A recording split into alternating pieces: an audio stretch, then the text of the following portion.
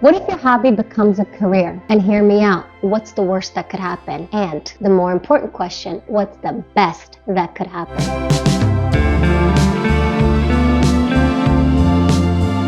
In this video, we're going to talk about turning hobbies into careers and why you should absolutely do it. In my last video, I talked about opportunities, how to spot them, and how to capitalize on the opportunity. This video is about capitalizing on your hobbies and making sure that you go for it no matter what. So I'll tell you why. There's a couple of people in my family who haven't always been supportive of my hobbies. Now, my hobbies included drawing and writing. I have always done this, and I realized I developed an expertise in drawing and writing and coaching, specifically communication. This is why I started doing communications coaching. And I realized that all along these hobbies were side gigs, but they were actually multiple careers I had. And career is an interesting concept because most people reference career as like you went to school, got a degree, got a job associated with that degree, and now you're rising the ranks of corporate America. And I actually think that the market's changing very quickly, and a lot of people that got let go of corporate America are now coming to YouTube and turning their hobbies into a career. And so what that looks like is like, let's say you're doing yoga, and that's your part of your daily routine. And then all of a sudden, you realize that you have 17 years of experience, and then you start putting up yoga videos and you realize that people want you to teach. And then you continue doing that, and now you have a career as a yoga instructor. I have another channel where I teach yoga, so come check it out. And then you have another hobby of, let's say, writing. And of course, people tell you writers don't make money.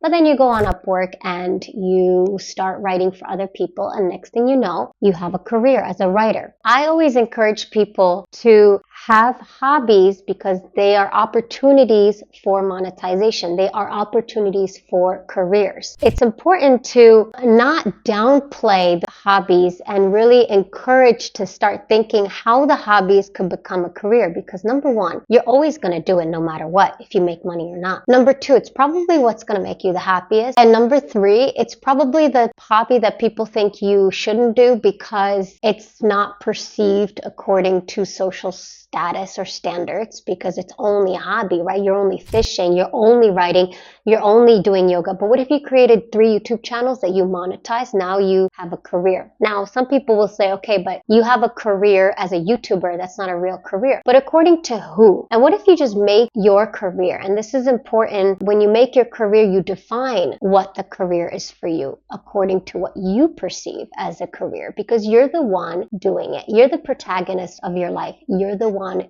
doing the career. It's not what everybody else tells you to do. It's what you're doing because you're doing it anyway. Turning hobbies into careers are simple as doing already what you're doing and incorporating what you're doing into your daily routine, which you're probably already doing because you're a hobbyist, and then start thinking about, how do I monetize my hobby? How do I turn it into a career? Because that's when you start seeing opportunities. It's a mindset game, getting the gears spinning and setting things in motion so you could really have more joy and more impact and more income in your day-to-day. One thing that I absolutely hate is when people talk about on social media, make $230 a day doing social media posts, or make $20,000 a month. Well, that's great, but what's the groundwork that needs to be done? What are the mindset questions we need to ask? What are the systems that need to be put in place? And did you do this as a hobby first before a career? How did you stumble upon this opportunity? It's really easy to sell the part where we've made it, but what about like those first steps that you had to take? Those are the hardest. It's like launching a rocket.